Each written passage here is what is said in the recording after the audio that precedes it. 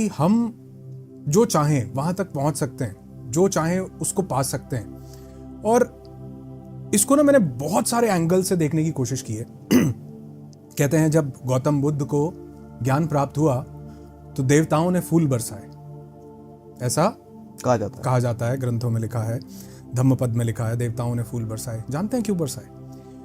क्योंकि उन्हें यह मालूम चला कि ये जो एनलाइटेंड होने का स्टेज है ये मानव होने के बाद ही आ सकता है। देवता भी वहां नहीं पहुंच सकते जहां बुद्ध पहुंच गए। ओके। क्योंकि वहां तक पहुंचने के लिए ये देह चाहिए है, जो कि देवताओं के पास नहीं है। देवताओं ने फूल बरसाए क्योंकि उनको पता चला गौतम बुद्ध वहां पर पहुंच गए। तो मुझे इसी तरह से ये पता चला कि ये हर चीज को अचीव किया जा सकता है। हाँ, कई बार जिन चीजों को हम इम्पॉसिबल, दूर या ऐसा बोल देते हैं, अभी हमारी क्षमता पर्सनल सब्जेक्टिव तौर पर वहां तक नहीं पहुंची है, लेकिन उसको किया जा सकता है। तो जब लॉ ऑफ अट्रैक्शन की बात होती है तो मुझे ये समझ में आ जाता है कि किसी भी चीज को आप चाहो, वो बिल्कुल ठीक डायलॉग खान साहब ने बोला है कि जिसको भी आप शिद्दत से चाहो तो पूरी कायनात लग जाती है उस चीज को आप तक पहुंचाने के लिए। तो मुझे ये समझ में आया ये हो सकता है। तो शुरू में मैंने बहुत सारा लॉ ऑफ अट्रैक्शन ऐसा होता है वैसा होता है, लेकिन अगर मैं एक क्रक्स के तौर पर बात करूं ना, तो मुझे यह भी चीज समझ में आई कि मेरी बुद्धि शायद उतनी विकसित ना हो, उतनी मुझे अच्छी समझ ना हो जितनी इस यूनिवर्सल इंटेलिजेंस को है।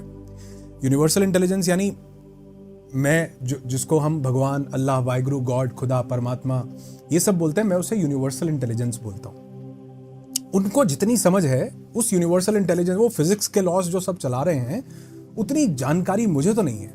तो मैंने बहुत से ऐसे लोगों को देखा जो कहते हैं कि जी मैंने इससे बड़ी शिद्दत से चाहा था कि मेरा विवाह हो जाए, मेरी शादी हो जाए, बड़ा ही मतलब लव अट्रैक्शन और ये। और फिर मैंने देखा कि 3 साल बाद वही लोग जूता बजा रहे हैं। अच्छा, देखो, आपने भी देखा होगा। बहुत सारे, ऐसा नहीं है कि जो प्रेम विवाह हुआ उसमें डिवोर्स नहीं होगा, वो लोग नहीं। तो मुझे लगा यार कि अगर इतनी शिद्दत से चाहने के बाद जो चीज मैं चाह रहा हूं वो मेरे लिए सही ना हो तो क्या बनेगा? खराब होगा, फिर खराब होगा ना। तो इसलिए मुझे ये समझ में आया कि वो जो डिवाइन इंटेलिजेंस है उसके चाहे से अगर मैं चलूं, वो मेरे लिए क्या चाहती है, क्या सही है, तो शायद मैं अपनी जिंदगी में उस लॉ ऑफ अट्रैक्शन से भी बड़ी चीज को पा सकता हूं, समझ सकता हूं। तो मैंने अपने आप को सरेंडर किया, मैंने अपने आप को उस मोड में रखा, मैं वहां पर अपने आप को लेकर के गया जहां पर मुझे सिर्फ अपने आप को उस यूनिवर्सल इंटेलिजेंस से अलाइन करना है। ये कैसे, इसका क्या मतलब? कि मैं अपनी वाइब्रेशंस को हाई कर सकूं। मतलब यूनिवर्स जिस भी लॉज से चल रहा है उन लॉज को मैं अपने अंदर उतार सकूं। यूनिवर्स देखो आप बांट रहा है।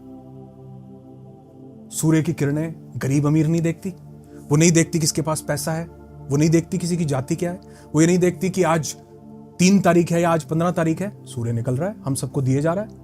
ये जो ऑक्सीजन, जो सांस हम ले रहे हैं ना सर, जिस किसी दिन सिलेंडर लगाने की जरूरत पता चलती है तो पता चलता है इसकी कीमत क्या है।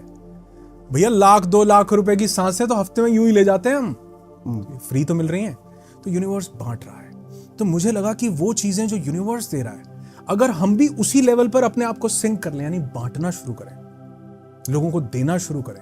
यूनिवर्स कहता है कि मैं तुमसे बदले में कुछ नहीं चाह रहा हूं, मैं सिर्फ दिए जा रहा हूं। तो अगर आप भी अपनी जिंदगी में कोई एक ऐसा भाव लेकर के आए कि मुझे देना, ये काम मुझे सिर्फ देने के लिए करना है, ऐसा जरूरी नहीं कि हम हर काम इस चीज, कोई एक उद्देश्य अपनी जिंदगी में ऐसा रखो कि आपको बांटना है। यूनिवर्स देखो, यूनिवर्स किसी में कोई भेदभाव नहीं कर रहा।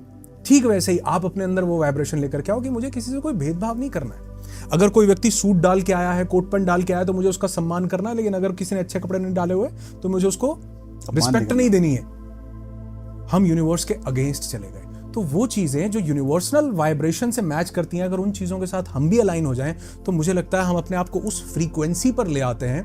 क्योंकि इसमें कोई दो राय नहीं है कि निकोला टेस्ला ने बहुत अच्छी बात बोली है कि if you want to find out the secrets of this universe, think in terms of energy, frequency and vibration.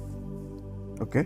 ब्रह्मांड के रहस्यों को जानना है तो एनर्जी, फ्रीक्वेंसी और वाइब्रेशन को समझना पड़ेगा, क्योंकि पूरा ब्रह्मांड, हर चीज इन्हीं 3 चीजों के ऊपर चल रही है। मैं एनर्जी हूं, आप एनर्जी हैं, ये सब चीज एनर्जी है, और ये हर एक एनर्जी की एक फ्रीक्वेंसी है। और अगर हम आज से ये 100-200 साल, 400 साल पहले बात करते तो शायद ये ऑकल्ट लगता, लेकिन आज ये यथार्थ है, ये सत्य है। हम इसको मानते हैं कि हर चीज एक एनर्जी है।